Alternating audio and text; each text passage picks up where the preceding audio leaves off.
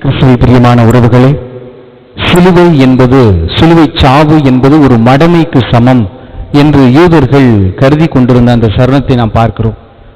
சிலுவை என்பது ஒரு மடமையாக கருதப்படக்கூடிய அந்த நிலை ஏன் உருவானது என்றால், சிலுவை என்றால் அதில் கொல்லப்படக்கூடிய ஒவ்வொருவருமே தவறு செய்தவர்கள், அதாவது புரட்சியாளர்கள் என்ற பெயர் அல்ல, அவர்களுக்கு பெயர் ஒற்றர்கள், தீங்கு செய்பவர்கள். அதாவது ஒரு அரசாட்சிக்கு எதிராக யாரெல்லாம் சூழ்ச்சி செய்கிறாங்களோ அவங்கள பூரா அறையக்கூடியதுதான் அந்த சிலுவை சாவாக இருந்தது.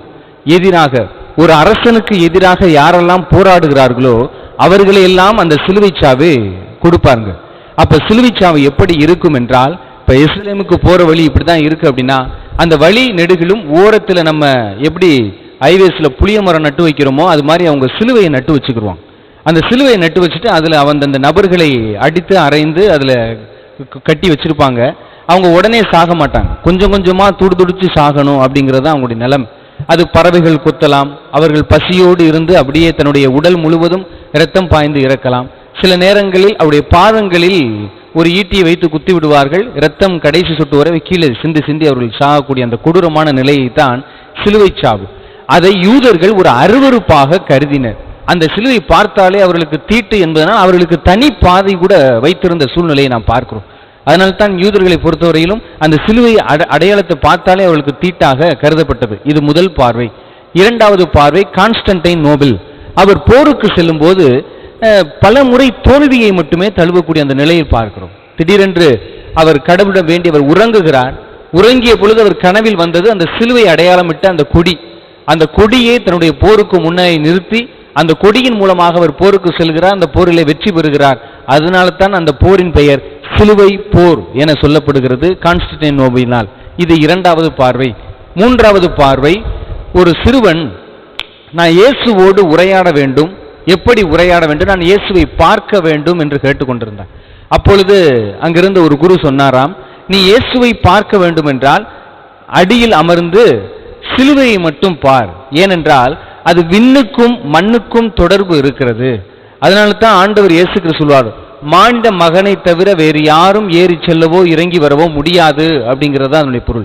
சிலுவையை பார்த்து நீ பேசு, அது இயேசுவோடு நீ பேசக்கூடிய சமம் என்பதை அவர் சுட்டி காட்டுகிறார்.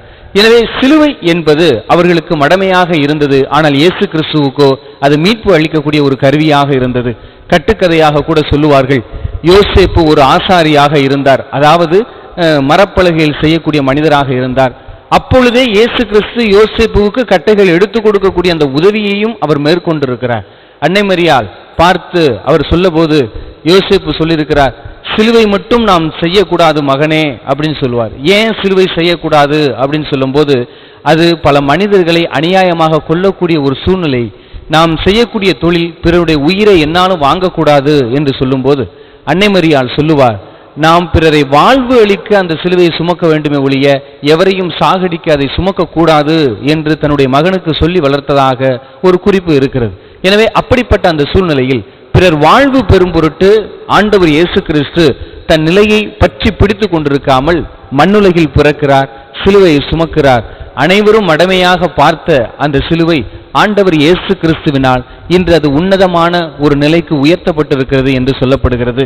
எனவே ஆண்டவர் இயேசு கிறிஸ்து சிலுவையை சொல்லும் போது விண்ணும் மண்ணும் நேர்கோட்டில் இருக்கிறது, விண்ணுலகில் இருக்கிற கடவுள் மண்ணுலகிற்கு தொடர்பு உண்டு என்பதை குறித்து காட்டுகிறது. அது எதை குறிக்கிறது என்றால், அனைத்திற்கும் மேலாக கடவுளை அன்பு செய் என்பது அந்த நேர்கோட்டில் இருப்பதாக இருக்கிறது. இந்த குறுக்கால் இருக்கக்கூடிய அந்த கோடை பார்க்கிறோம், அது எதை குறிக்கிறது என்றால், உன்னை அன்பு செய்வது போல சக மனிதர்களையும் அன்பு செய்ய கற்றுக்கொள் என்பது அது இரண்டாமுடைய கட்டளையாக இருக்கிறது. எனவே இன்னைக்கு மருத்துவமனைகளை நாம் பார்த்தோம் என்றால் வெர்டிகல் ஹரிசாண்டல் என்ற ஒரு முறையில தான் ஆபரேஷனே செய்வாங்க, அதான் அறுவை சிகிச்சை செய்வாங்க. அதனுடைய முறையும் இந்த சிலுவையினுடைய அடையாள முறையாகத்தான் இருக்கிறது.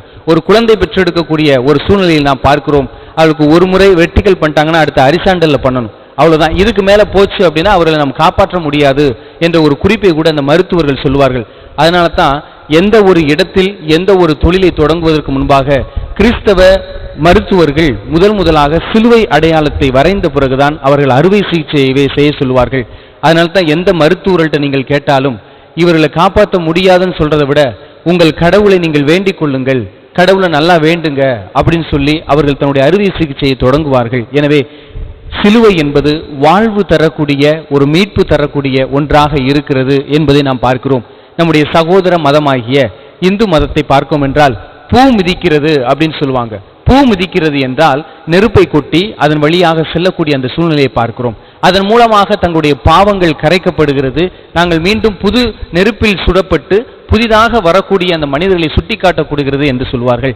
ஆனால் கிறிஸ்தவ வாழ்வு என்றென்றோ பூ மிதிப்பதல்ல, என்னாலும் சிலுவையில் நடந்து செல்ல வேண்டும் என்பதுதான் ஆண்டவர் இயேசு கிறிஸ்துவாக சொல்லப்படுகிறது. எனவே அவர் சொல்லுவார், கலப்பையில கை வச்சுட்ட, திரும்பி பார்க்காத, முன்னோக்கி சென்று கொண்டே இரு என்பதுதான் ஆண்டவர் இயேசு கிறிஸ்துனுடைய வழியாக இருக்கிறது. எனவே சிலுவை நமக்கு மீட்பு அளிக்க தயாராக இருக்கிறது.